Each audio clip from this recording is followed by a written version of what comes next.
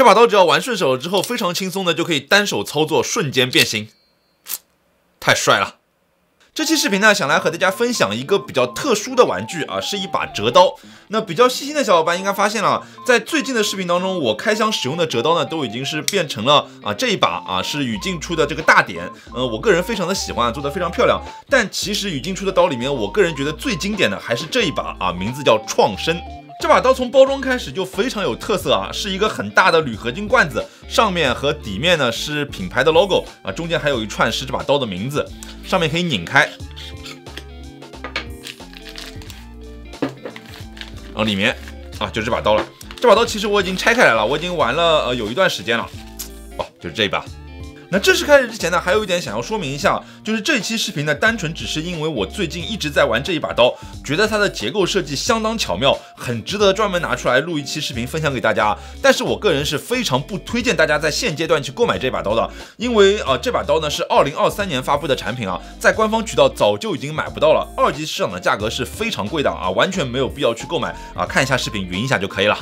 那这把刀的名称呢是叫创生，拿上手的第一感觉就是非常的沉很坠手。虽然说刀身都是用钛合金制作的，但是因为体积很庞大嘛，所以说这个重量还是很重的。那拿出我之前一直使用的这个 CR 大鲨来做一下横向对比的话呢，就可以看到无论是长度还是这个厚度都完全不是一个数量级上的。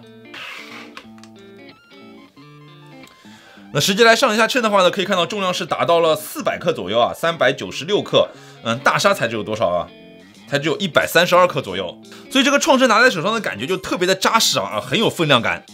那这把刀在刀把的设计上，我觉得非常的简约就是一个平板，所以呢会有很多的那种工作室在这个刀把上做雕花雕得非常的漂亮但是我就不去做这个雕花的设计了，觉得原版的这个光板也蛮好看的。然后转个方向到把手背面的地方这边会有一排像装甲一样的防滑纹理做的也是相当的精致，而且这边并不是一整块的长条零件它是左右两块，每一块都是单独的一个独立的分件左右拼合在一起的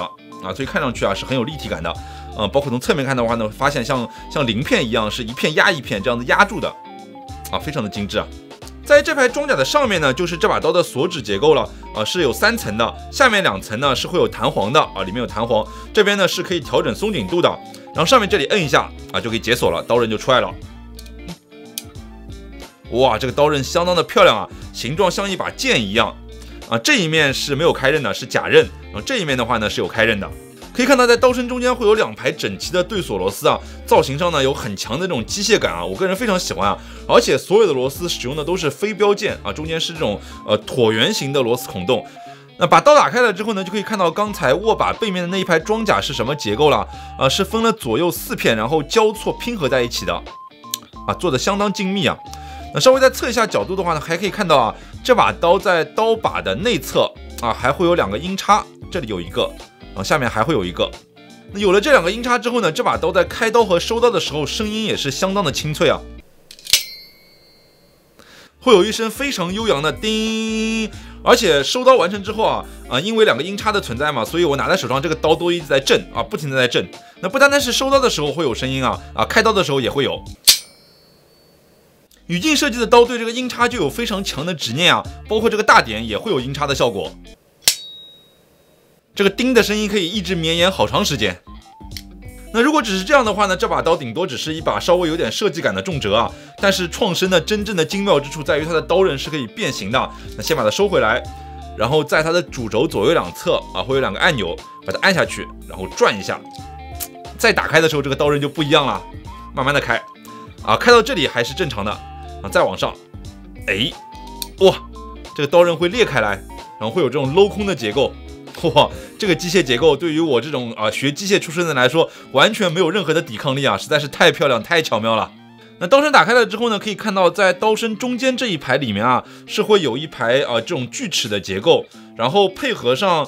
左右2侧连接刀刃的这2排10个应该里面呢是齿轮，顶开了之后呢，通过旋转的结构把2侧的刀刃给旋转推开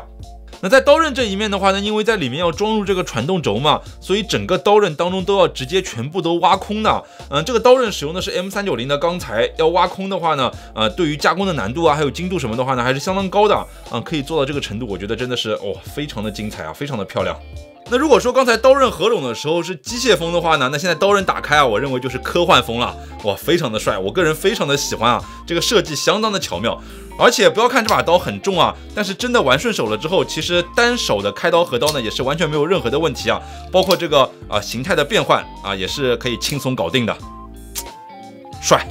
那这把刀因为有变形结构，所以在主轴以及刀刃处的地方呢，会有非常多的小零件。那整把刀的零件总数是超过200个啊，结构是非常的精密的。那这么精密的结构带来的弊端呢，肯定就是它的强度啊，肯定不能像正常的折刀那样去拼命的砍啊，拼命的砸。那不现实，我也不舍得去这么用啊。所以这把刀对我来说更大的意义还是在于收藏吧。